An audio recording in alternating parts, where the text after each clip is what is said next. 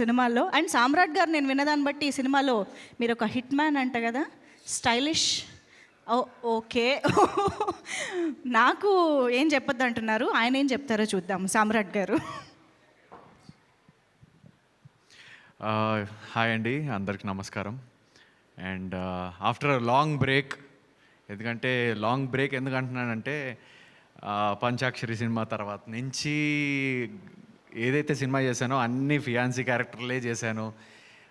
So ఆ character చేసి నాకు బోర్ కొట్టేసింది. So I was waiting for a very nice character which is a different character. ఆ టైంలో విక్రాంత్ సార్ నాకు కాల్ చేయడం జరిగింది, వాళ్ళ ఆఫీస్ నుంచి కాల్ వచ్చింది. అండ్ ఆఫీస్కి వెళ్ళంగానే లక్స్ గారు కూడా ఉండే అక్కడ. This is a different character, we want to experiment on you అంటే వాట్ ఈజ్ ఇట్ అని అడిగితే it's a hit man character అనేసి నా లైన్స్ అన్నీ చెప్పారు. And I was really excited because ఇట్లాంటి క్యారెక్టర్ నేను చేయలేదు. And also looking in to negative also ఆ టైంలో, అంటే నెగటివ్ క్యారెక్టర్ చేయాలనేసి.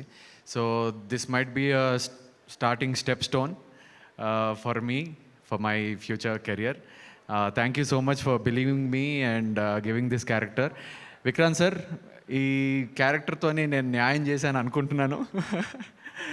Thank you so much. And ఇక్కడ విచ్చేసిన మా కో ఆర్టిస్ట్ హిమజ గారు, బర్నీ గారు, అండ్ ఆల్సో కన్నా కెమెరామ్యాన్ గారు. అండ్ లైక్ మాదంతా నైట్ షూటే ఉండే, నాది లక్ష్ది. So he is very friendly. Kanna గారు, thank you so much for creating such a friendly atmosphere for us. And also music కూడా చాలా బాగుంది, ఇప్పుడే విన్నాను సాంగ్ మధురం మధురం. అండ్ సాయి కార్తిక్ గారు చాలా బాగా కంపోజ్ చేశారు.